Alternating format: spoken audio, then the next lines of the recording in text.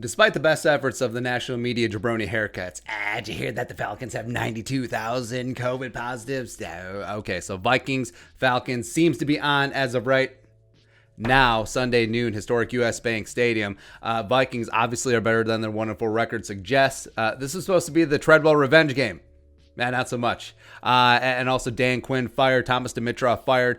Falcons coming in, even down a day of practice, could be fired up, looking to prove something and looking to get out of U.S. Bank Stadium with two 1-5 teams going their separate ways. Here are 5 keys for the Vikings not to let that happen and go flying high into the bye at a pretty robusto 2-4. So let's get into them. So number 1, secondary needs to be primary. So the Vikings cornerback room got shredded again, and Cameron Dantzler, if Cameron Dantzler just covered his effing guy on 1 of 2 fourth down plays, Vikings are 2-3. They shocked the world, beat Seattle, beat the Seahawks in Seattle, but wasn't meant to be. And it is a lot of work for Anthony Harris and Harrison Smith back there with a lot of young cornerbacks, but they're going to have to bring it again on Sunday, even though Julio Jones probably won't play.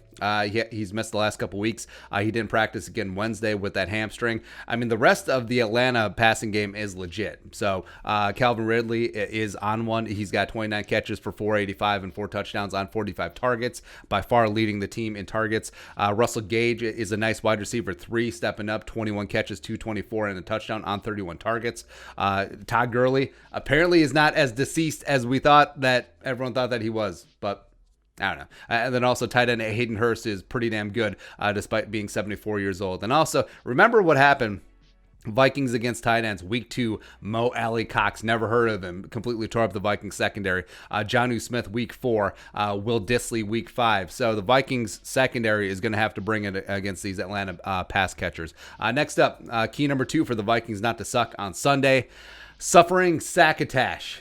We just got punts for days today. So the Vikings pass rush finally got home. Vikings pass rush besides Yannick finally got home on Sunday. They had 4 sacks and 24 pressures. 24 pressures and you lose. Cool. On Russ on Sunday. Matt Ryan is one of the most pampered and protected quarterbacks in the National Football League. He only gets heat on 29% of his dropbacks. He can just sit back there, scan the field with his pinky up. How can I get my coach fired today?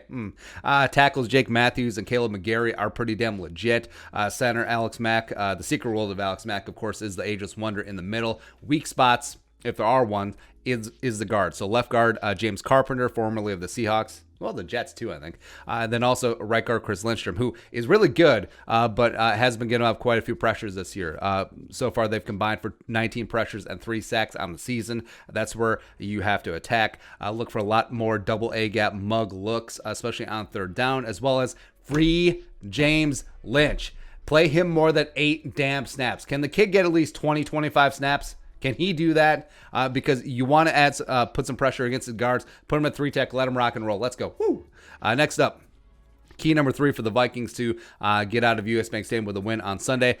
Do something about Grady Jarrett. Yeah, speaking of 3-techs, so Garrett Bradbury still has nightmares about what Grady Jarrett, number 97, did to him week 1. First NFL game, it's not so bad. And then Grady got 2 pressures and a sack on only 14 snaps. 14 pass rushing snaps as Bradbury recorded a 0 goose egg. D'Angelo Russell, PFF pass blocking grade. It was not ideal. Grady is still one of the best interior defensive linemen in the game. He's Aaron Donald, but without all the hype and the love. He really is. And also, he's versatile. He'll play some nose. He'll play some 3-tech. He'll play some defensive end. So he'll be lining up all over the place. I wonder if interim head coach / defensive coordinator Raheem Morris wants to make an impact in his first game. Where is he going to line up Grady Jarrett?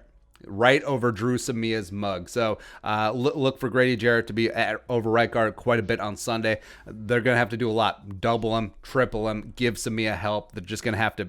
It's going to be a big-time game for both Bradbury and as well as Brian O'Neill trying to help out Drew Samia. Next up, key number 4 for the Vikings to eat a W on Sunday. Light them up.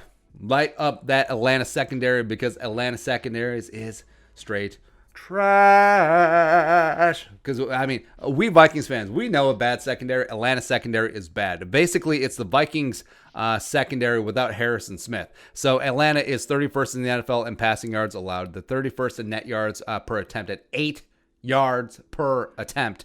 Cornerbacks Isaiah Oliver, formerly Colorado, as well as Terrell Young, the first-round pick out of Clemson. They're young, but they're lost. And, of course, Vikings have seen that with their young cornerbacks as well. Darqueze Dennard is old and washed. I'm glad that the Vikings didn't sign him after the deal with the Jacksonville Jaguars didn't work out. Keanu Neal is whatever. And also DeMonte Kazee, the one safety who's actually good.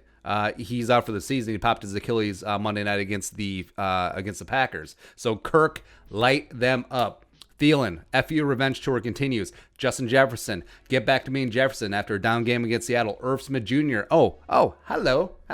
Or how about a third wide receiver? How about a BC? How about a Chad Beebe game? How about that? Light him up, especially without Dalvin. Lastly, key number 5 for the Vikings to win on Sunday. Mattison likes to move it, and he's going to have to. So Dalvin is likely going to miss this game. Sit it out. He's got that groin adductor. All right, sit out this week, get to the bye, and then be ready to revved up, ready to go for the Packers Week 8. Mattison filled in well against Seattle, 20 carries for $112, should have been $113. Yeah, and he and Boone will carry the load, and likely this is the only game that Dalvin misses, so it's a big opportunity for Alexander Mattison. Plus, the Falcons are pretty middling against the run. They're 22nd overall in PFF grade, 14th in total yards allowed, 14th in yards per attempt. But you do have to get something going just to keep the Atlanta defense honest, as well as give Kirk some play action opportunities so that the Falcons just can't pin their ears back and rush and just get after Kirk Cousins. But final score predictions.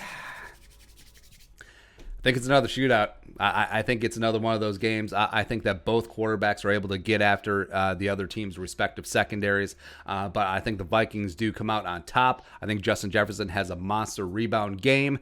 Give me Vikings 38, Falcons 22. Ooh, what it do? Best 2-4 team in NFL history. That's what it is. Damn straight. But your thoughts, final score predictions, what are your keys? Let us know in the comment section below. Subscribe for daily Vikings takes. Want to support that work? Pull some of the Venmo. But until next time, Skull, production value.